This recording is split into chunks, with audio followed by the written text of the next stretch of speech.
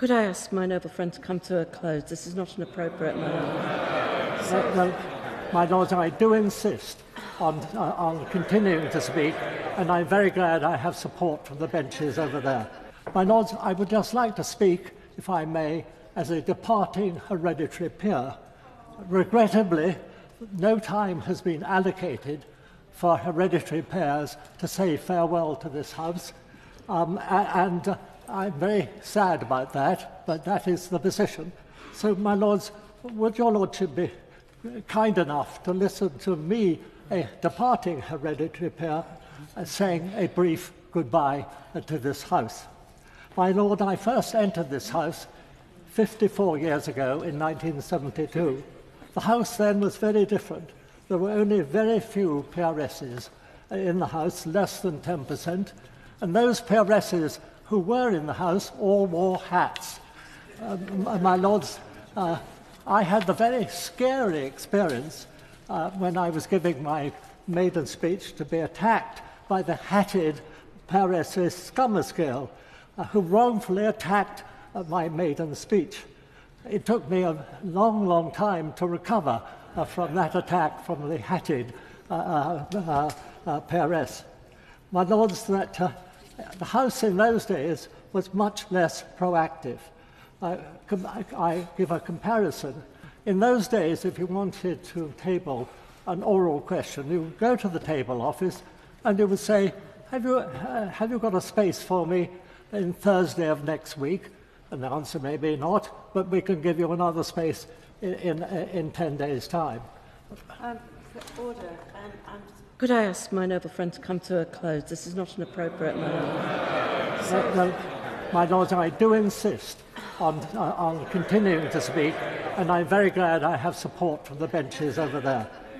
My lords, I was comparing the less active House, less proactive House, 54 years ago, and how you would go to the table office and quickly get an opportunity to table your oral amendment. Look at it now. There's a ballot held almost daily. I don't know the number of questions are down in the oral questions are listed in the ballot, but it's probably 30 or 40. A great difference, your lordships may think. My lords, it has been a great honour to have served this House now for over 30 years. And I will miss the House and you very much indeed, but I do most sincerely wish you well.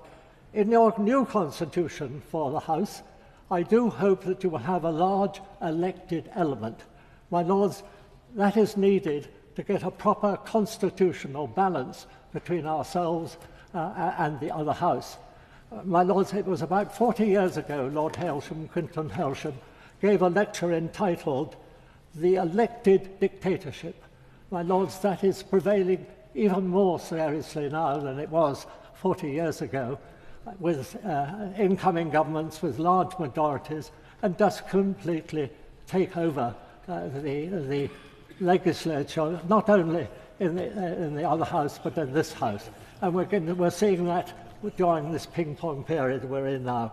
So I will leave, my lords, the rest of you, to the ping-ponging that has to be done in the next few days, and say farewell to you as a hereditary peer.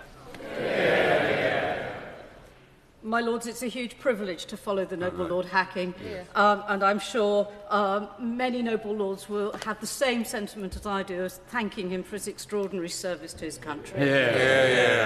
Thank you, my lords.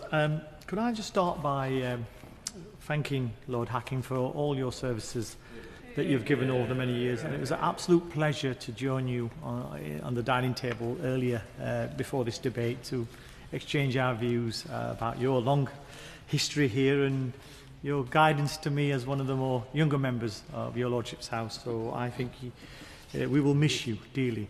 In starting, can I also recognise the contribution of my noble friend Lord Hacking? I have to say, as a former Chief Whip in the other place, I'm not quite of the same view that rebelling against your party is a sign of a conscience.